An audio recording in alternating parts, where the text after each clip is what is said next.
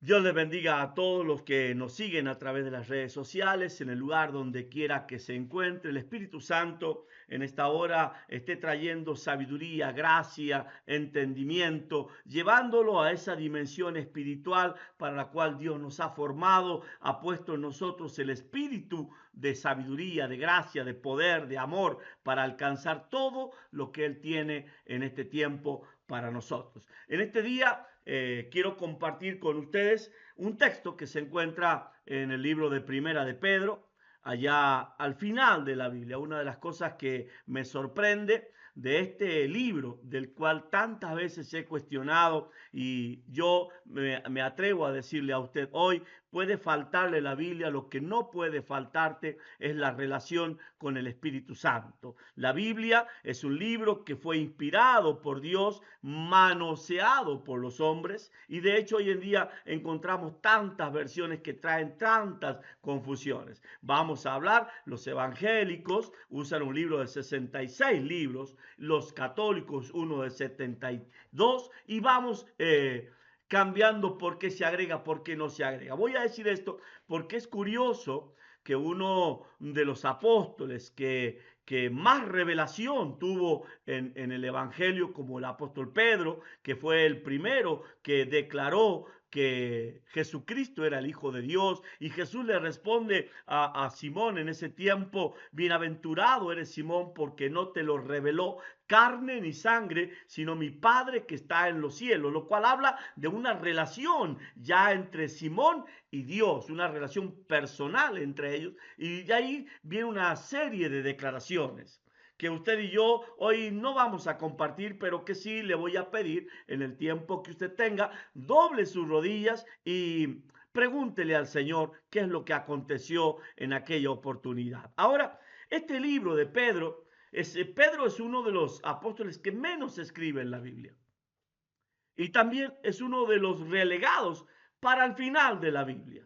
De hecho, está después del libro de los Hebreos y de tantos libros que escribió el apóstol Pablo. Pedro y Juan, los dos más acercados a Jesucristo, son los que ocupan las últimas páginas de este hermoso libro llamado Biblia. Ahora, yo quiero hablar acerca de esto, de quién es Jesucristo, de qué decía Simón Pedro acerca de Jesucristo. Y para ello vamos a empezar leyendo el versículo 22 del capítulo número 1 de Primera de Pedro. Y dice la palabra de Dios: y habiendo purificado vuestras almas por la obediencia a la verdad. Y aquí me detengo. Hoy vamos a leer un poquito y vamos a preguntarle: ¿a quién es obediente el hombre? ¿A quién obedece usted? Cuando yo hablo de que la masonería ha introducido muchas cosas dentro de la Biblia, sabiendo Satanás, sabiendo el inmundo que no podía borrar la palabra de Dios, que él había colocado ya en el corazón de los hombres y que muchos transcribieron, él ahora empieza a colocar cosas que en definitiva alejarían de a poco al hombre del propósito de Dios. En un momento se le pregunta a Jesucristo acerca del amor a Dios, del amor al prójimo, y él dice: en esto se resume toda la ley y todos los profetas. 1181 capítulos, 31.100 versículos son tirados por la borda solamente con un texto: amarás al Señor tu Dios con todo tu corazón, con toda tu alma, con todas tus fuerzas, con todo tu ser, y a tu prójimo como a ti mismo. Haz esto y has cumplido toda la ley, haz esto y has cumplido todos los profetas. En otras palabras, ese es el resumen de toda la Biblia. Tanto Dios escribió y sigue escribiendo hasta el día de hoy, porque soy un convencido de que este libro de 31.100 versículos, la Biblia evangélica y otros tantos, la Biblia católica, simplemente son el primer escalón, lo que usted pisa, la base, el ABC para conocer al Dios tan grande que creó los cielos, la tierra y todo lo que existe. No puede un Dios tan grande ser encerrado simplemente entre estas dos tapas. Y aquí el apóstol Pedro te hace la pregunta: ¿a quién estás obedeciendo? ¿A la religión, a la tradición o a Dios? Y en un momento él dice: ¿a quién he de agradar? ¿A Dios o a los hombres? Porque bueno es agradar a los hombres, porque el que tiene gracia delante de los hombres, Dios lo puede colocar en lugar alto. Pero más alto que en los lugares que te puedan colocar los hombres son los que te da Dios para ubicar. Y él dice: habiendo purificado vuestras almas, separando el cuerpo, separando el espíritu, separando el alma. Él dice: habiendo ustedes purificado vuestras almas por la obediencia a la verdad. Y ahora Jesús dice: yo soy la verdad. Yo soy la verdad. Soy el camino, la verdad y la vida. En otro pasaje del libro de San Juan, capítulo 8, desde el verso 32 en adelante, dice: si conocieres la verdad os hará libre. Si conocieres al Hijo de Dios, la verdad te hará libre. En otras palabras, la única obediencia que usted tiene que ser sujeto es a Cristo. Ahora, habiendo conocido que mi relación, mi obediencia es a Cristo, y por medio de Cristo, con la iglesia, con los hermanos y los santos, sigamos leyendo lo que dice la palabra. Habiendo purificado vuestras almas por la obediencia a la verdad, mediante el Espíritu. Dije hace un momento: todo lo tengo por basura con el único propósito de conocer a Jesucristo. Estas son palabras del apóstol Pablo. Ahora llegará momento en que la Biblia podrá ser quemada, podrá ser destruida, y la única relación que usted tendrá con el Padre es la mejor de todas. Es aquella donde Jesús dice en el libro de San Juan que el Espíritu de verdad nos enseñaría todas las cosas, de tal manera que nadie necesitará ya ser enseñado por su hermano. Esa es la relación que Dios quiere acerca del hombre con él, acerca de Dios Padre con usted. Una relación mediante el Espíritu Santo, una relación mediante la oración, la intimidad, el entregarnos al Espíritu de Dios. Así como Jesús un día fue sacado del Jordán y llevado al desierto, y allí en el desierto conoció, se relacionó, se llenó del Espíritu y volvió en el poder del Espíritu, es lo que Dios quiere hacer con usted en este día. Dice la palabra de Dios: para el amor fraternal no fingido. No voy a hablar acerca de eso. Amaos unos a otros entrañablemente de corazón puro. ¿Cuántos podríamos decir: voy a la iglesia y estoy viendo cómo va vestido el que está a mi lado, si levanta la mano, si adora o no adora, si cuando adora lo hace de los labios para afuera o lo hace con un corazón contrito, humillado, entregado al Padre? Lo que él está diciendo es que debemos amarnos, y ahí traigo a relación la iglesia primitiva, aquella iglesia de la cual Dios prometió que en este tiempo, y tengo que hacer relación al libro de Oseas, cuando él dice: después de 2 días les daré vida, y al tercer día los resucitaré. La verdad es que cuando la palabra de Dios nos enseña que la gloria postrera será mayor que la primera, ¿cuánto cuán alejado estamos de esa verdad, sabiendo que en la iglesia primitiva en un día se entregaban 3.000, en el segundo día se entregaban 5.000, y dice la palabra de Dios que comían todos juntos, unánimes, no había ninguno necesitado, y el Espíritu Santo añadía a la iglesia los que habían de ser salvos? Pero en aquella iglesia los que servían a las mesas estaban llenos del Espíritu Santo. Hoy en día vemos gente llena de sabiduría, llena de Biblia, llena de conocimiento, pero vacía del Espíritu. Y ese vaciamiento en el Espíritu se nota cuando la gente no sirve. Porque si conocemos la verdad, sabemos que la verdad, el Espíritu, nos lleva a servir. Jesús, habiendo vuelto del desierto, vino embestido, montado sobre el poder del Espíritu.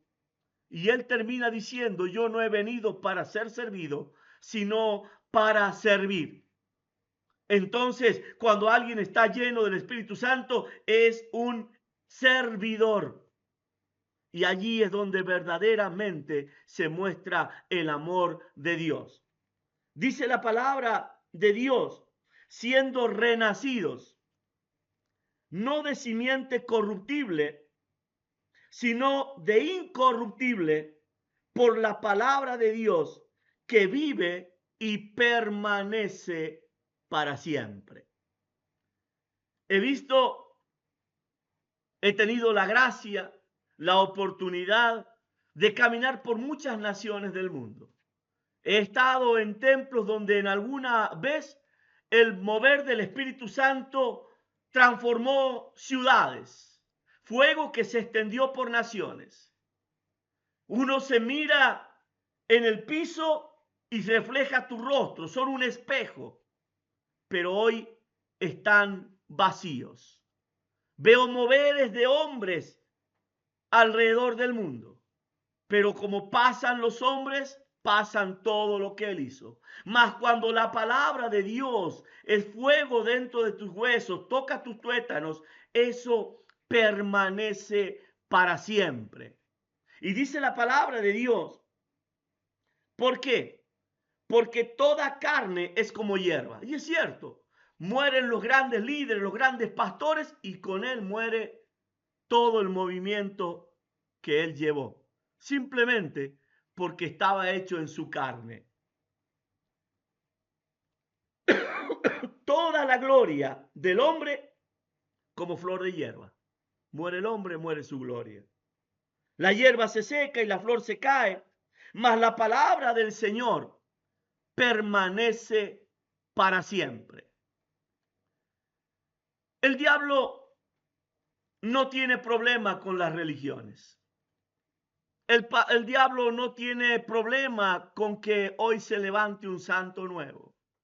El diablo no tiene problema con que se invente una nueva religión. Todas ellas son lo mismo.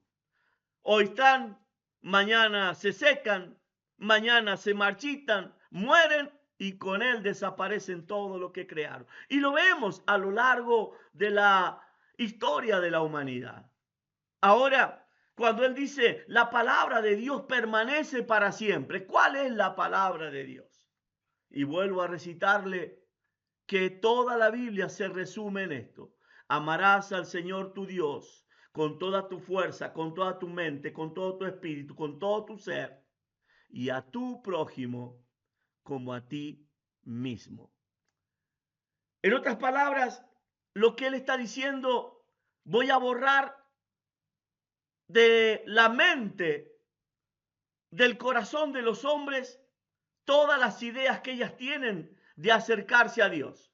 Y aunque el diablo trabaje, nunca nos olvidemos que el diablo todos los días se presenta delante de Dios. Porque el problema del diablo no son las religiones, ni siquiera Dios mismo, porque lo reconoce y lo obedece. El problema del diablo se llama Jesucristo. Dice la palabra de Dios. Y esta es la palabra que por el Evangelio os ha sido anunciada. Desechando pues toda malicia, todo engaño, hipocresía, envidias y todas las detracciones, desead como niños recién nacidos, la leche espiritual no adulterada, para que por ella crezcáis para salvación, si es que habéis gustado de la benignidad del Señor. ¿Cómo, cómo se adultera la leche? Porque Él dice, desea como niños recién nacidos, no la leche materna, sino la leche espiritual, no adulterada. Y aquí tengo que remitirme a una historia de Jesús cuando Él va a la región de Samaria y se encuentra con aquella mujer que iba a la hora sexta a sacar agua de un pozo donde una vez lo cavó un tal Jacob, aquel que, habiendo huido de la casa de su padre por sacar una primogenitura que bien le correspondía, pero que la arrebató, se fue lejos, levantó una piedra, la ungió con aceite, dijo que ahí sería el lugar donde él adoraría a Dios, desaparece y un día se encuentra en un vado, quizás en el mismo vado en que muchos se encuentran hoy. Y se preguntan, yo quiero adorar a Cristo, pero me encuentro con tantas cosas, tengo tantas cargas, tantos argumentos, que al fin y al cabo termino el día sin obedecerle a Cristo. He obedecido a hombres, he hecho lo bueno de todo lo que ellos me piden, pero con Dios siento que tengo una deuda.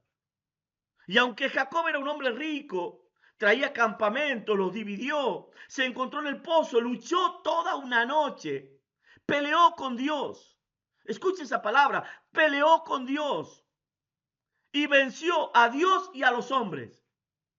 ¿Quién es el hombre que puede vencer a Dios?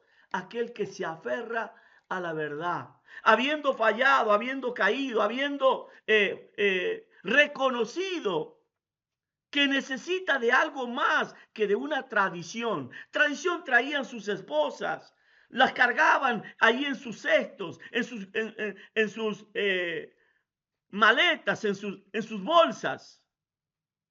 Pero de pronto este hombre queda cojo, ya no camina como antes, Dios le cambia la manera de caminar y lo llama Israel. Y ese pozo es donde un día Jesús se encuentra con una mujer samaritana, la cual tenía 5 maridos. Y el que ahora tenía no era de ella. Y se le presenta el séptimo, el verdadero, el Cristo. Y le dice, tú vas a venir toda la vida a sacar agua de aquí y nunca te vas a saciar. Pero yo te puedo dar un agua que salpicará para vida eterna. Y de pronto la mujer mal vista termina transformando una ciudad. Así es Cristo. Y de pronto la palabra de Dios dice que si nosotros desechamos la tradición, la religión, el costumbrismo, el que me dijeron, el agua manoseada, la leche manoseada, y vamos directamente a la fuente, que es por medio del Espíritu de Dios, Él nos daría una fuente de agua vida que salpicaría a otros para vida eterna. Ahora dice, es para aquellos que verdaderamente lo gustan. Es para aquellos que hoy dicen, yo entiendo que el Evangelio es bueno, que todo lo que he vivido hasta hoy es bueno, pero Dios no puede acabar acá. Tiene que haber algo más. Y necesito que ese algo más se manifieste, se revele a mí. Y eso se alcanza con ayuno, con oración, con una búsqueda personal, porque esto no es colectivo. Si bien aquellos 120 se encerraron en un aposento alto, la llama de fuego cayó uno por uno. Y Dios puede seleccionar al que Él quiere. Y el versículo 4 de este libro nos lleva a una manifestación aún mayor. Y dice, acercándonos a Él. ¿A quién? Hay gente que espera el domingo para ir a una iglesia. Está esperando el culto de oración para ir y que haga algo Dios en medio de ello. Ahora Él dice, acércate a Él. ¿Cómo me acerco a Cristo? Ciertamente yo estoy a la puerta y llamo. Si alguno abriere, yo entraré a Él.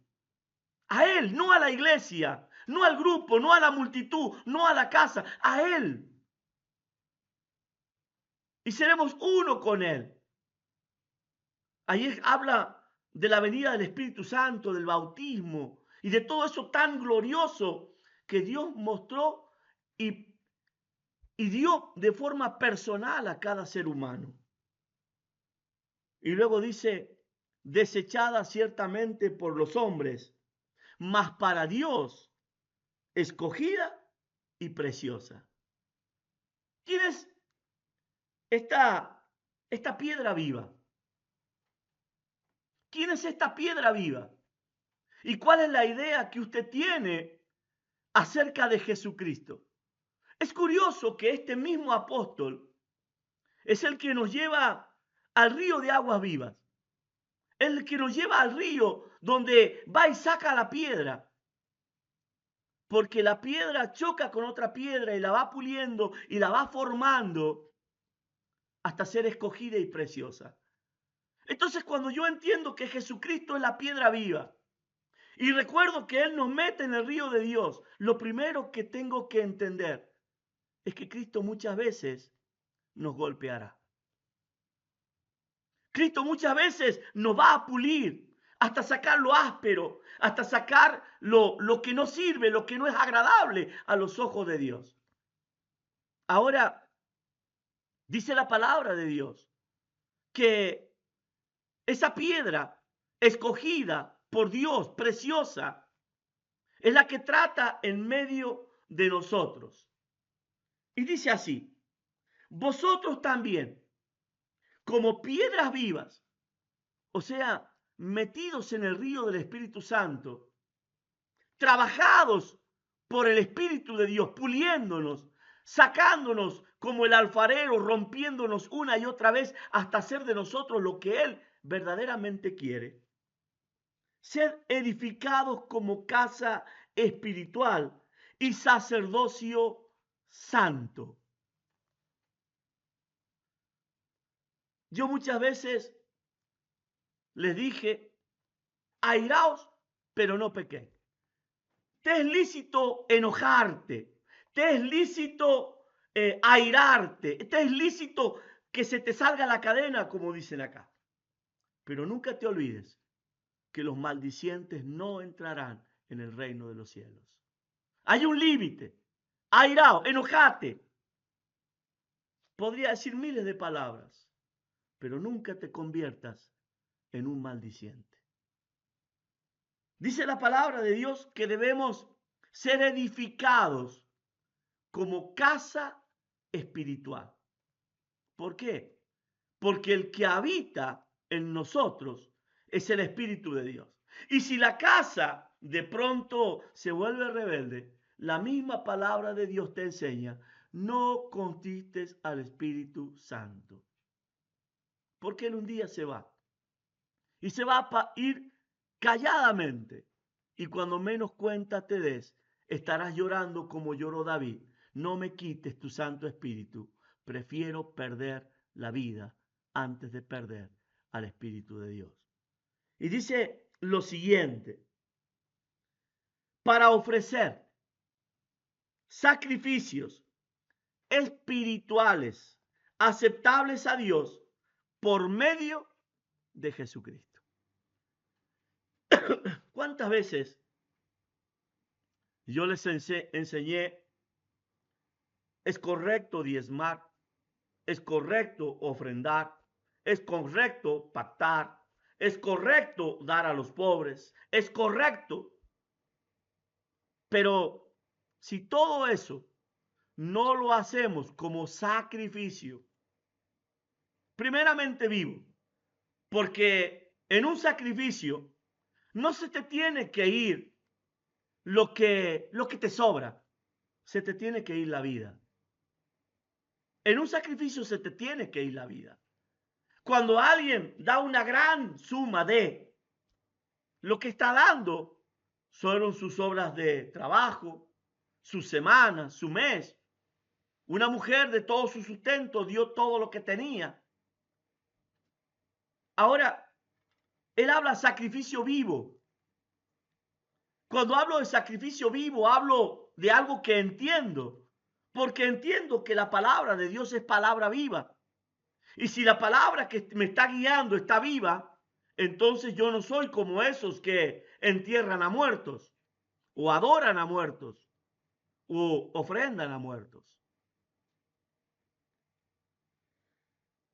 Y luego el versículo 6 es más fuerte todavía. Por lo cual también contiene la escritura. He aquí, pongo en Sión. ¿En dónde? En el lugar de alabanza, de adoración, en el monte de Dios, donde verdaderamente el fuego nunca se apaga. Sión. Pongo en Sión. O sea que cada vez que yo me presento delante de Él, no lo puedo hacer con la mano vacía, no lo puedo hacer con un corazón engañoso, no lo puedo hacer con un corazón herido, no lo puedo hacer con un corazón hipócrita.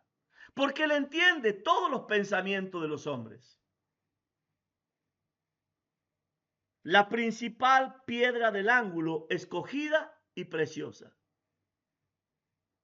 ¿A quién puso en el lugar de adoración? A Jesucristo. O sea que hoy el centro de toda la humanidad es Cristo. Por eso dije hace un momento, el problema de Satanás no es con Dios. El problema de Satanás es con la principal piedra del ángulo, escogida y preciosa. Y dice la palabra de Dios, y el que creyere en él no será avergonzado. Lo repito, Dios coloca en Sión a Jesucristo, y el que cree en Jesucristo no será avergonzado. Y aquí es donde se tiene que dividir mi pecho, mi ser, y preguntarme si yo creo en Cristo o le creo a Jesucristo. El demonio no se va a ir de su casa, no se va a ir de su cuerpo, no se va a ir de su matrimonio porque usted crea en Cristo. El problema para Satanás es que usted le crea a Jesucristo.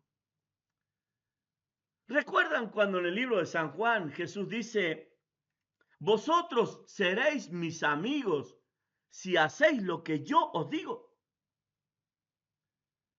La primera vez que leí esa palabra dije, wow, qué fuerte.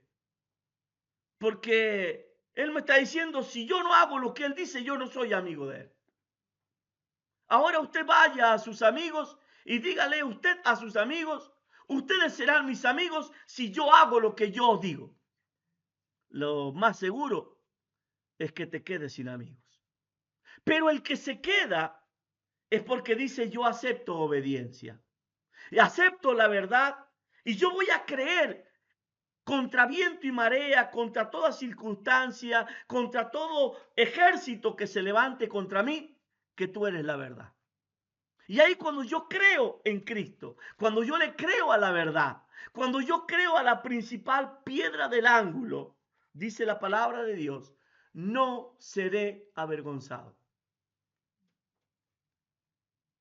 Wow. He tenido la oportunidad de visitar innumerables congregaciones. He hecho campañas en muchas naciones del mundo. Y he visto muchas veces, y lo he enseñado, la pregunta que muchas veces le hice a Dios, ¿por qué los que vienen por primera vez son los que más fácil reciben milagros? Y los que están en congregaciones, ancianos, que deberían ser amigos íntimos de Cristo, y recibir todos los milagros porque son los que por herencia les corresponde, como aquel día en que Jesús dice, no está bien tomar el pan de los hijos y darlo a los perros, y los hijos se quedan sin comer pan y los perros se lo llevan. Tengo que decir también que he visto muchísimas veces gente que recibió milagros y nunca más volvió a la congregación. Y para consuelo me queda el día en que Jesús sanó 10 leprosos, pero solo uno volvió. Porque es que los que más tendrían que recibir no lo reciben. Y la respuesta está en que muchos de ellos se dicen yo soy amigo de Cristo, pero Cristo no los recibe como amigos. Y voy al libro de San Juan, en el capítulo 15, donde él dice, permaneced en mí y mis palabras permanezcan en vosotros. Si permanecieres en mí y mis palabras permanecen en ustedes. Pedí al Padre y todo lo que quieras será hecho. ¿Por qué aún teniendo esa palabra, muchos no la reciben? Y es que es fácil decir, Jesucristo es el Señor, pero no creer que Él lo puede hacer.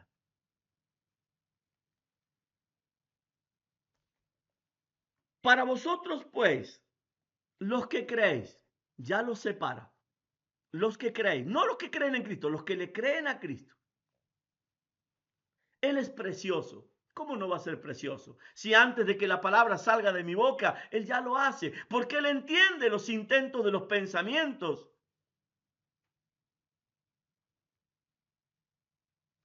Pero, para los que no creen, la piedra que los edificadores desecharon, la piedra que los edificadores desecharon. ¿Cuántos edificadores? ¿Cuántas religiones hay en el mundo?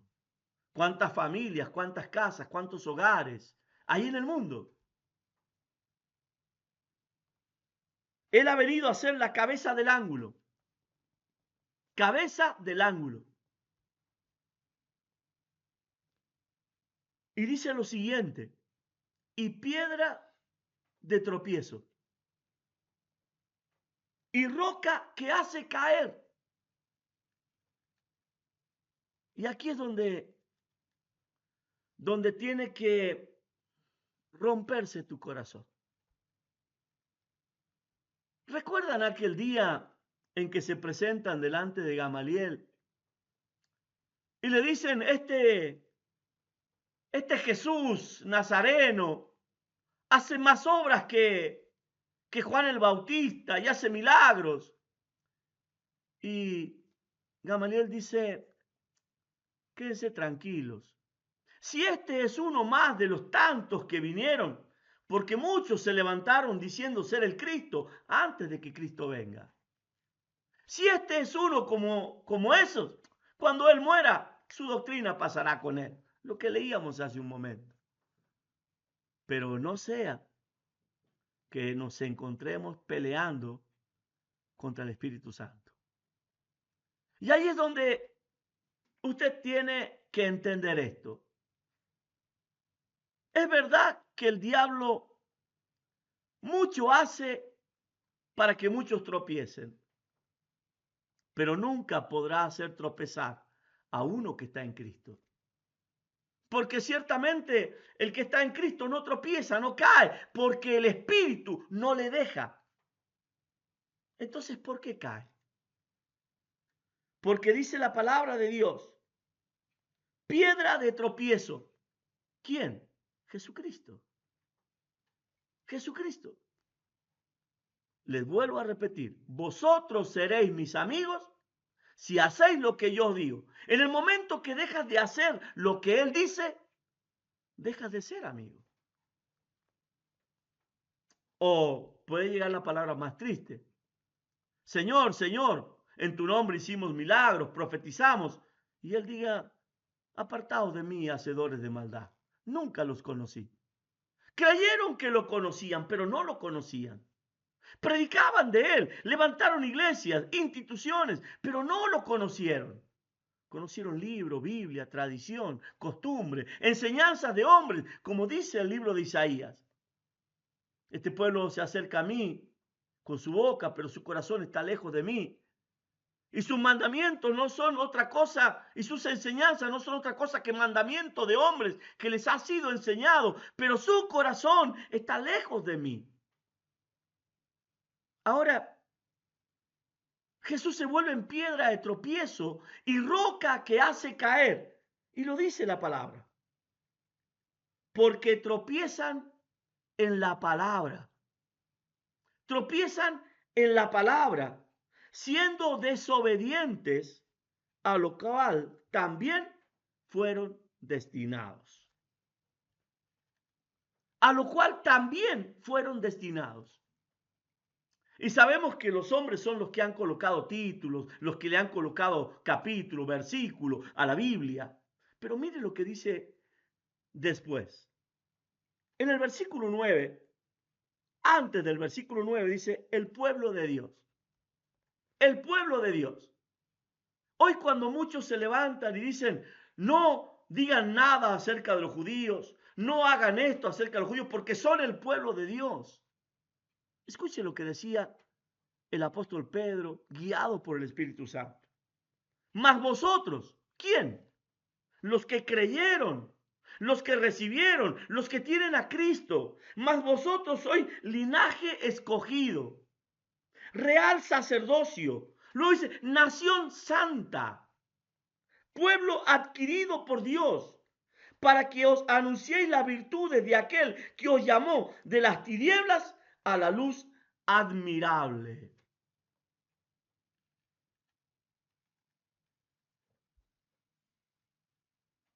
¿Quién guiará tu corazón, tu mente, tu espíritu? Hoy las redes sociales llenadas de Israel, sionismo asesino, genocida. ¿Quiénes son el pueblo de Dios? Los que tienen a Jesucristo. Que un día ellos se arrepientan y se vuelvan a Cristo, el día que lo hagan, serán nación santa, pueblo adquirido por Dios, real sacerdocio. Pero hoy no son más que muertos que caminan, llenos de tradiciones, religiones, costumbrismos. Si yo hoy entendiera de que hay salvación fuera de Cristo, ¿para qué predicamos el Evangelio? Jesucristo es el Señor para gloria de Dios Padre, es la principal piedra del ángulo. El que cayere sobre él será edificado. Pero aquel sobre el cual él cayere será hecho pedazos. Lo dice la Escritura. Lo dice la palabra de Dios.